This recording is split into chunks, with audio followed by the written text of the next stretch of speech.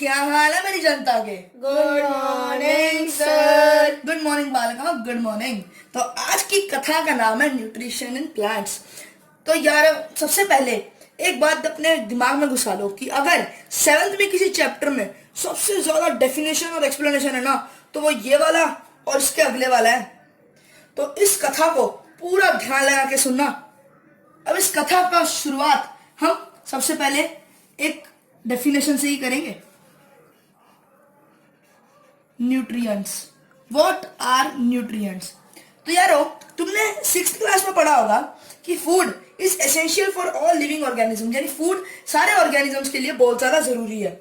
अब उस फूड में कई चीजों कई तरह के उसमें अंदर कंपोनेंट्स होते हैं, जैसे कि carbohydrates, proteins, fats, vitamin et cetera etcetera.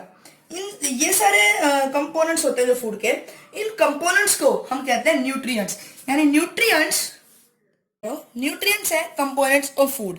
इनमें आते हैं हमारे विटामिन्स,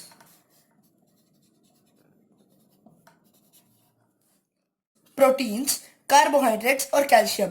ये सारे कंपोनेंट्स ऑफ फूड्स मिलकर बनते हैं न्यूट्रिएंट्स। इस चैप्टर में हमें सबसे पहले ये जानने की जरूरत है कि जो प्लांट्स होते हैं, आपको पता ही होगा प्लांट्स खुद के अपने आप से अपने बाय देमसेल्फ वो खाना पका सकते हैं। हम ह्यूमंस और जानवर नहीं पका सकते। अब मेरे कुछ भाई सोच रहे होंगे यार मेरी मम्मी तो पका सकती है, वो तो हमें पका के खिलाती है। तो सबसे पहली बात जो जानने की जरूरत है कि हम या आपकी मम्मी जो भी पकाता है खाना वो हम प्लांट से लेकर पकाते हैं। जैसे कोई भी क्रॉप हो गया, वेजिटेबल हो गया, हम प्लांट से लेकर और फिर पकाते हैं। सेम एनिमल्स का है, वो खुद का फूड नहीं बनाते, वो प्लांट से लेकर फिर खाते हैं घास वगैरह। और एक और मेन चीज, प्लांट्स भी खुद अपनी दी हुई चीज नहीं खाते, जैसे कि फ्रूट्स। प्लांट्स कभी फ्रूट्स नहीं खाते, प्लांट्स कभी वेजिटेबल्स नहीं खाते। प्लांट्स क्या खाते हैं? प्लांट्स खाते हैं स्टार्च, जो खुद का फूड वो by themselves they prepare with the process of photosynthesis. Photosynthesis हम आगे जाके पढ़ेंगे, कोई बात नहीं, वो भी समझा दूंगा। उससे पहले हमें ये जानना जरूरी है कि न्यूट्रिशन क्या है। जैसा कि हमारा चैप्टर है न्यूट्रिशन इन प्लांट्स।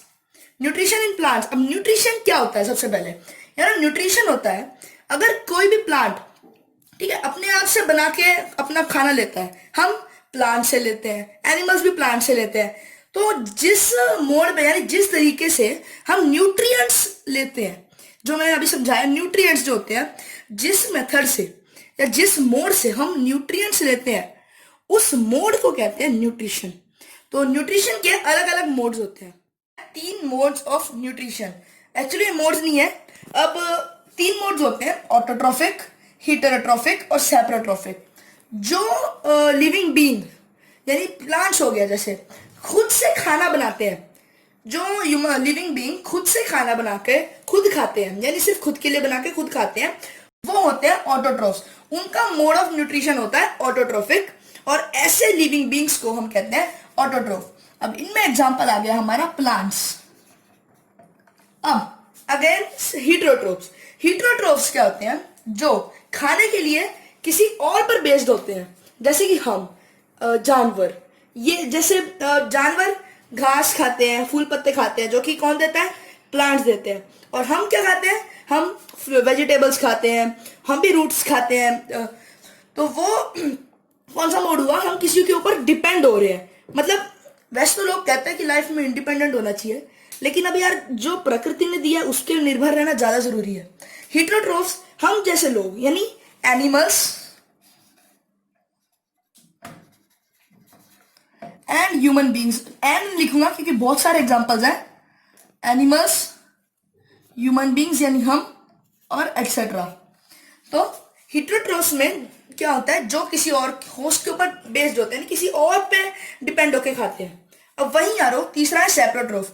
अब मेरे कुछ भाई हेटेरोट्रॉफ और सेप्रोट्रॉफ में कंफ्यूज हो जाएंगे या कंफ्यूज हो सकते हैं, लेकिन अगर मुझे पता है आप लोग बड़े होशियार हो, पर फिर भी आपको मैं पहले ही बता दूं डिफरेंस इन दोनों में, ठीक है। पहले सेप्रोट्रॉफ्स में जो लिविंग बींग्स आते हैं वो क्या करते हैं?